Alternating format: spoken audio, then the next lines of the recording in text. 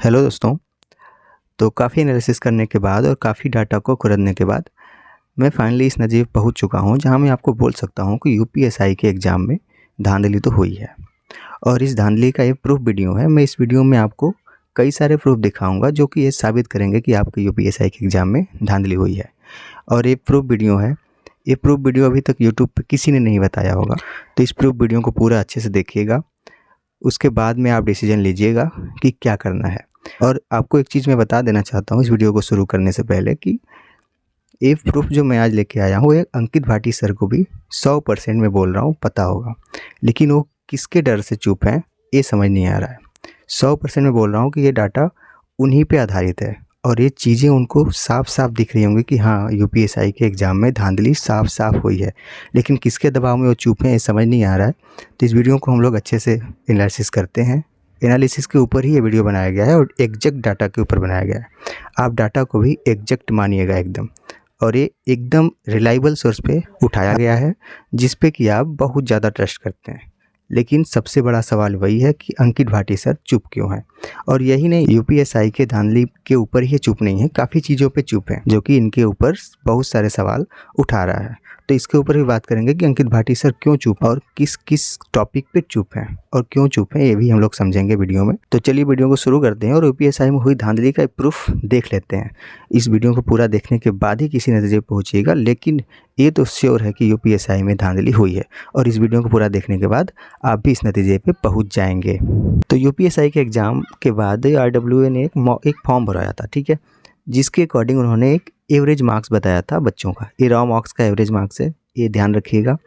और ये आरडब्ल्यूए का ही डाटा हम लोग क्यों यूज करें, क्योंकि ये बच्चों के लिए सबसे विश्वसनीय डाटा है और सबसे ज़्यादा लगभग 60,000 प्लस लोगों ने इसमें पार्टिसिपेट किया था और अपना डाटा दिया था। उसके आधार पे इन्होंने एवरेज मार्क्स बताया था कि आपका रॉ मार्क्स का एवरेज इतना आ रहा है, ठीक है। इसका यूज हम लोग आगे करके दिखाते हैं। इसके बाद यूपीएसआई का फाइनल आंसर की आया और फिजिकल का रिजल्ट आया। उसके आधार पे जो आरडब्ल्यूए है उन्होंने शिफ्ट वाइज आपका नॉर्मलाइजेशन बताया कि इतना इतना नॉर्मलाइजेशन हुआ है। पहली शिफ्ट में 29 मार्क्स का हुआ है, दूसरी शिफ्ट में इतने का हुआ है, तीसरी शिफ्ट में पहली शिफ्ट में 15 मार्च की पहली शिफ्ट में इतना हुआ है, 15 मार्च की सेकंड शिफ्ट में इतने का नॉर्मलाइजेशन हुआ है। तो इसी सीरीज़ में हम लोग भी अभी तक यही जानने का प्रयास करते रहे कि आखिर कितने का नॉर्मलाइजेशन हुआ है। तो मेरे अकॉर्डिंग इसमें तो 24 मार्क्स का मिला है जो थोड़ा रिलायबल सोर्स से है। यहाँ पे 10.25 का मिला है, यहाँ पे 8.35 का मिला है और यहाँ पे 12.2 मतलब 12.25 मार्क्स का नॉर्मलाइजेशन मिला है, ठीक है। इतना तो हम लोग जान लेते हैं कि मेरा भी आपने डाटा जान लिया और आपने आरडब्ल्यूए का भी डाटा जान लिया। अब मेन चीज़ यहीं से शुरू होती है। मैंने यहाँ पे एवरेज मार्क्स लिखा है जो आरडब्ल्यूए ने बताया था, यहाँ पे एवरेज मार्क्स मैंने लिख दिया है और रॉ मार्क्स का एवरेज मार्क्स है, ठीक है। उसके बाद आरडब्ल्यूए ने जो नॉर्मलाइजेशन बताया यहाँ पे मैंने दिखाया है। उसके बाद नॉर्मलाइजेशन के साथ बैलेंस्ड मार्क्स दिखाया है, यानी कि अगर नॉर्मलाइजेशन सारी शिफ्ट में अलग अलग मिला है तो उसको ऐड करने के बाद सारी शिफ्ट का जो एवरेज बैलेंस मार्क्स है वो एकदम समान आना चाहिए। समान नहीं तो थोड़ा बहुत ऊपर नीचे चलेगा। आप एक चीज़ देखिएगा, यहाँ पे 29 मार्क्स का जो नॉर्मलाइजेशन मिला था 14 मार्च की पहली शिफ्ट में, दूसरी शिफ्ट में इतने का मिला था। 15 मार्च की पहली शिफ्ट में आरडब्ल्यूए के अकॉर्डिंग 7.32 का फ़ायदा हुआ था और 15 मार्च की सेकंड शिफ्ट में 12.35 का नॉर्मलाइजेशन मिला था। अगर इनके अकॉर्डिंग हम लोग बैलेंस मार्क बनाएं तो आप देख सकते हैं 14 मार्च की पहली शिफ्ट का जो बैलेंस मार्क बन रहा है 334.57 बन रहा है। 14 मार्च की सेकंड शिफ्ट का बन रहा है 325.09। 15 मार्च की पहली शिफ्ट का बन रहा है 324.4 मार्क्स और 15 मार्च की सेकंड शिफ्ट का बन रहा है 326.86। अब अगर इन तीन शिफ्ट को देखिए आप ध्यान से, मैं आपको एक बार अच्छे से कर देता हूँ। इन तीनों का आप देखिए ध्यान से, तो इनका जो है जो अपना नॉर्मलाइजेशन के बाद बैलेंस मार्क है थोड़ा बहुत ही ऊपर नीचे है, जो कि चल जाएगा, ठीक है, जो कि चल जाएगा। लेकिन जो पहली शिफ्ट है इसमें देखिए 334, ध्यान से देखिए 334.57, क्या ये एक्सेप्टेबल है? अगर बैलेंस मार्क्स हम लोग बना रहे हैं, अगर इनके अकॉर्डिंग जो नॉर्मलाइजेशन मिला है अगर उसको हम लोग ऐड करके देखें तो क्या इन तीनों शिफ्ट के साथ ये सही हुआ है? बिल्कुल सही नहीं हुआ है। होना क्या चाहिए था, अगर 29 का मिला है तो इन तीनों को भी अच्छा नॉर्मलाइजेशन मिलना चाहिए था। केवल इनको ही क्यों मिला है? चलिए मैं आपको अपना डाटा भी दिखा देता हूँ कि मेरा डाटा क्या कहता है। मेरे अकॉर्डिंग जो 14 मार्च की पहली शिफ्ट थी उसमें 24 मार्च का फ़ायदा हुआ था, 24 मार्क्स वाला मिला है, ठीक है। उसके अकॉर्डिंग 329.49 उसका बैलेंस मार्क बन रहा है। अगर 14 मार्च की सेकंड शिफ्ट में देखें तो 10.25 का फ़ायदा हुआ है, नॉर्वेशन मिला है। 15 मार्च की पहली शिफ्ट में 8.32 का नॉर्वेशन मिला है और 15 मार्च की सेकंड शिफ्ट में 12.5 मार्क्स का नॉर्वेशन मिला है, ठीक है। इतना तो ठीक है। अब मैंने बैलेंस मार्क बनाया, अगर इन तीनों शिफ्ट का आप देखें मार्क्स तो मैं थोड़ा सा डिफरेंस इसमें आ रहा है।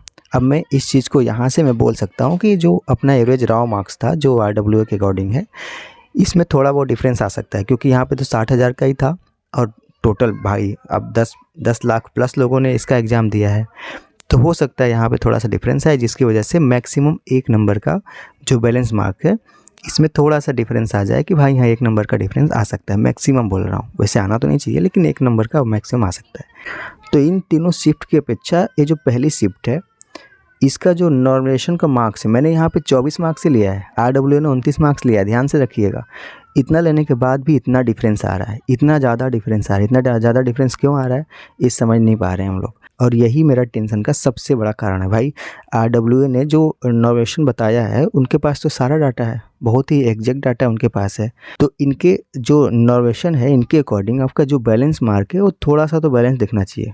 पूरा एग्जैक्ट नहीं बोल सकते, हो सकता है इनको पूरा नॉर्वेशन नहीं मिला हो भाई, जिनको जो लोएस्ट मार्क्स वाला हो वो नहीं मिला होगा, लेकिन फिर भी अगर इन चारों शिफ्ट का मिलाएं तो बैलेंस आना चाहिए। या तो ये बोल दें कि भाई इनका जो रॉ मार्क्स है इनके पास डाटा ही एग्जैक्ट नहीं था इस वजह से ऐसा आ रहा है, या तो ये बोल दें कि इनका जो नॉर्वेशन का डाटा है वो गलत है, इसकी वजह से बैलेंस मार्क्स बहुत ज़्यादा ख़राब आ रहा है। अब ऐसा तो है नहीं कि जो एवरेज मार्क्स अभी दिखा रहा है जो बच्चों ने इनको दिया है और जो भर्ती बोर्ड का है उसमें बहुत ज़्यादा का डिफरेंस आएगा, ऐसा तो नहीं होना चाहिए। क्योंकि जो एवरेज मार्क्स है तो वो बहुत ज़्यादा चेंज नहीं होता है, चाहे कितने भी लोग रहें, जो एवरेज मार्क्स है उसमें ज़्यादा का डिफरेंस कभी नहीं दिखता है। अब आप लोग सोच रहे होंगे कि इतना सारा डाटा बता दिया, इसका समझ नहीं आया बात कि ये कहना क्या चाहता है। मैं अपनी बात पे सीधा सा आ रहा हूँ कि भाई जो 14 मार्च की पहली शिफ्ट में है, क्या 14 मार्च की पहली शिफ्ट वालों ने ही सबसे ज़्यादा धांधली किया है? मैं ये बताना चाहता हूँ कि क्या 14 मार्च की जो पहली शिफ्ट है, पेपर देने के बाद उनका आंसर की आया, लोगों ने चेक किया होगा कि मेरा तो ऐसे हो गया, मेरा तो कम मार्क्स आ रहा है, तो कहीं ऐसा तो नहीं है कि उन्होंने ही सबसे ज़्यादा सेटिंग की है, सबसे ज़्यादा धांधली वही लोग तो नहीं किए हैं पैसा दे के। हो सकता है भाई, मुझे तो एग्जैक्ट आइडिया नहीं है कि कैसे होता है, लेकिन डाटा के अकॉर्डिंग मैं बता रहा हूँ कि कहीं 14 मार्च की पहली शिफ्ट वालों ने बहुत सारा पैसा दे के अपना जो नॉर्वेशन का मार्क्स है वो तो बहुत ज़्यादा नहीं बढ़ा लिया, जिसकी वजह से ये जो बैलेंस मार्क का जो है वो उसमें बहुत ज़्यादा डिफरेंस आ रहा है। अब आपको ये लॉजिक कैसा लगेगा, मैं समझा भी पा रहा हूँ अच्छे से कि नहीं समझा पा रहा हूँ ये तो मुझे नहीं पता है, लेकिन मेरा जो कहने का मतलब है कि भाई 14 मार्च की जो पहली शिफ्ट है उनका ही सबसे ज़्यादा रोना धोना था कि भाई मेरा पेपर सही नहीं गया, मेरा बहुत ज़्यादा दिक्कत हुआ है। तो कहीं ऐसा तो नहीं है कि इसी में से जो थोड़े पैसे वाले लोग हैं, कहीं पेपर वगैरह तो हो गया, उसके बाद बीच में सेटिंग तो नहीं कर लिया, जिसकी वजह से ये लोग स्कोर कार्ड के लिए भी मना कर रहे हैं कि भाई स्कोर कार्ड के लिए कुछ नहीं बोल रहे हैं कि आएगा कि नहीं आएगा। अब मेरी इस बात से 14 मार्च की पहली शिफ्ट के जो बच्चे हैं वो बहुत ज़्यादा एग्री करेंगे। क्यों करेंगे? क्योंकि उनको मार्क्स उतना नहीं दिखा है जितने का नॉर्वेशन बताया गया है, चाहे मैंने बताया हो चाहे RWA ने बताया हो, उनको उतने का नॉर्वेशन वाला बंदा अभी मिला नहीं है। कोई लड़का साफ साफ दिख नहीं रहा है कि जिनको इतने मार्क्स का नॉर्वेशन मिला हो। RWA को तो 1-2 लोग मिल भी गए हैं, लेकिन बाकी लोगों को जो बच्चे हैं अभी तक खोज रहे हैं कि इतने नंबर जो नॉर्वेशन वाले मिले हैं ये लोग हैं कहाँ।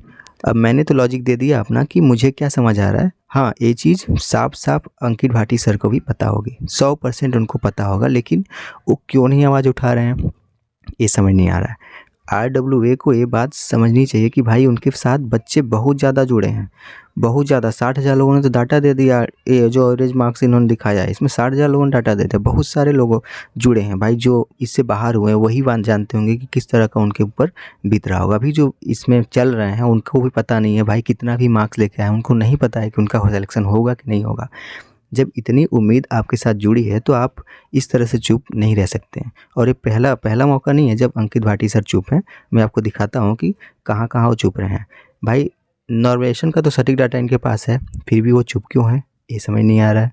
इसके बाद हो सकता है UPSI के जो बच्चे हैं अब उन एकदम कम हो गए हैं बहुत सारा भाई, 12,333 लोग ही तो बचे हैं यूपीएससी के लिए जो भी क्वालिफाई हुए हैं। तो क्या ये बच्चे उनके काम के नहीं रह गए? ज़्यादा काम के नहीं रहे होंगे भाई, क्योंकि ये हमेशा जो भी वीडियो बनाते हैं वो हमेशा नंबर्स आप देखते हैं कि भाई कितने ज़्यादा नंबर में लोग हैं। अगर जनसंख्या ज़्यादा रहेगी तो आप मान के चलिए उनका वीडियो 100% आएगा, हर एक चीज़ उनके लिए होगा। अगर आप भीड़ में हैं, अगर 2 लाख 3 लाख 4 लाख 10 लाख तक बच्चे हैं तो भाई उनका आप देखेंगे कि उनका वीडियो दनादन वीडियो अपलोड होता रहेगा। अभी देखिएगा, अभी यूपी कांस्टेबल का एग्ज़ाम आ रहा है, उसमें खूब गागर में सागर इतना सारा चीज़ ड्रामा करेंगे, आप खुद विश्वास नहीं करेंगे क्या क्या हो रहा है। लेकिन यूपीएससी के बच्चों के साथ इतना ज़्यादा धांधली हो गया भाई, आप इतना डर रहे हैं तो आप क्यों चैनल चला रहे हैं? आप छोड़ दिए चैनल। अब बच्चों के लिए आवाज़ नहीं उठा पा रहे हैं तो क्यों? इस तरह का डाटा तो हम लोग जब निकाल के ला रहे हैं आपके डाटा से ही निकाल के ला रहे हैं, तो क्या ये डाटा आपको नहीं पता होगा? 100% पता होगा। अंकित भाटी सर को नहीं पता होगा तो क्या उनकी टीम को ही नहीं पता होगा? मैं 100% आपको बोल रहा हूँ कि सबको पता होगा, आरडब्ल्यूए की सारी टीम को ये चीज़ पता होगी, लेकिन वो लोग नहीं बोलेंगे क्योंकि इसमें उनका फ़ायदा है नहीं ज़्यादा। ऊपर से अगर बोलेंगे तो हो सकता है सिस्टम उनके ऊपर बैठा हो या उसके लिए वो प्रेशराइज हो रहे हों, उसमें वो बोल नहीं पा रहे हों। लेकिन और भी टीचर हैं जिन्होंने लेखपाल की धांधली पे बोला और अभी तक वो लोग भुगत रहे हैं भाई, इस पे भी वो चुप हैं एकदम कि नहीं हम कुछ बोलेंगे नहीं, चाहे कुछ भी हो जाए। उनकी टीचर्स के साथ इतना ज़्यादती हो गया भाई, उनका कोचिंग बंद हो गया, इतने सारे बच्चों ने कैंडल मार्च किया। लेखपाल के पेपर का तो साफ साफ सबूत भी दिख रहा है कि बच्चे टाइम के बाद निकल रहे हैं, उनका वीडियो भी वायरल है, उनसे पूछा जा रहा है बार बार कि भाई क्यों इतना लेट निकले हो। उसके ऊपर इन्होंने एक वीडियो भी नहीं बनाया, आरडब्ल्यू ने एक भी वीडियो नहीं बनाया, शॉर्ट्स तक नहीं डाले हैं एक भी, आप जाके देख सकते हैं उनके चैनल पे। इसके अलावा इनके चैनल के जो सबसे अच्छे टीचर थे नवीन सर, इन पे एफआईआर हो गया लेखपाल के चक्कर में, फिर भी इनके मुंह से कुछ नहीं निकला कि भाई हाँ चलो एक शॉर्ट ही बोल देते हैं, एक ट्वीट ही कर देते हैं। कुछ नहीं किया इन्होंने, कुछ भी नहीं किया। लेखपाल के धरने की वजह से लोग इतने ज़्यादा परेशान हो गए हैं, लेकिन आरडब्ल्यू को कुछ भी सुनाई नहीं दे रहा है कि ऐसा हो कि भाई एक वीडियो बना दें। बच्चे उनके साथ बहुत ज़्यादा लोग जुड़े हैं, अगर ये एक बार बोलते हैं तो यूनिटी आ जाती है, लेकिन ये नहीं बोलेंगे। क्यों? क्योंकि ये सिस्टम से डर गए हैं शायद, और डर के इस तरह से छुप के बैठे हैं जैसे उनको कोई ढूंढ ही नहीं पा रहा है। भाई कितना भी लोग आवाज़ लगा रहे हैं, इनको एकदम सिस्टम एकदम नीचे दबा के बैठा है, ये कुछ भी नहीं बोलेंगे सिस्टम के विरुद्ध जाके। तो मैंने आरडब्ल्यूए के डाटा के आधार पे ही आपको सारा कुछ बताया है, और आपको ये चीज़ समझ में भी आया हो कि भाई एग्जैक्ट डाटा के ऊपर हमने बनाया है वीडियो, और आपको चीज़ें हो सकता है एकदम साफ साफ दिख रही हो कि हाँ नॉर्मलाइजेशन में ही धांधली हुआ है। साफ साफ दिख रहा है कि सबसे ज़्यादा अगर किसी ने धांधली किया होगा तो 14 मार्च की फर्स्ट शिफ्ट वाले बच्चों ने ही किया होगा। मैं सबको नहीं बोल रहा हूँ, हम लोग अभी भी बॉर्डर पे हैं, वो लोग डर रहे हैं कि भाई उनका होगा कि नहीं होगा, लेकिन इस शिफ्ट में बहुत ज़्यादा धांधली हुआ है। और अगर सरकार को हम लोग इस बात के लिए प्रेशराइज करें कि 14 मार्च की पहली शिफ्ट के बच्चों का ही केवल स्कोर कार्ड दिखा दीजिए, तो भी हम लोग इस धांधली को 100% तरीके से हम लोग पकड़ सकते हैं कि भाई किन किन लोगों ने धांधली किया है। लेकिन सरकार ऐसा चाहेगी नहीं, और ऊपर से अंकित भाटी सर जो आरडब्ल्यू है ये तो 100% नहीं चाहते हैं कि ऐसा कुछ हो। मुझे तो इनके पे ही डाउट है कि भाई इतना ज़्यादा चुप है, इतना ज़्यादा प्रेशराइज क्यों है। इनको बोलना चाहिए सामने आके कि क्यों ऐसा हो रहा है, क्या हो रहा है, क्योंकि इनके साथ बच्चे भी हैं, फिर भी ये डर रहे हैं। हम लोग तो फिर भी हम लोग को भाई देखते हैं लोग निकल जाते हैं, लेकिन फिर भी हम लोग इतना कुछ मेहनत करके आपके लिए ला रहे हैं, कर रहे हैं कि भाई आपको कुछ तो डाउट क्लियर हो, लेकिन बड़े बड़े चैनल हैं कुछ नहीं कर रहे हैं। तो उम्मीद करता हूँ आपको ये यूपीएसआई का जो धांधली का वीडियो है इसका प्रूफ मिल चुका होगा 100%, और अंकित भाटी सर चुप क्यों हैं ये भी आपको पता चल गया होगा। अगर आपको ये वीडियो समझ में आया हो तो आप जाइए उनके कमेंट सेक्शन में बोलिए बार बार कि अंकित भाटी सर आप चुप क्यों हैं, बोलिए। इस तरह का डाटा आप उनके पास शेयर करिए, मैंने जो डाटा दिया उसको ही शेयर करिए ताकि उनके तक बात पहुँचे और निकल के वो सामने आए। तो चलिए मिलते हैं अगली वीडियो में।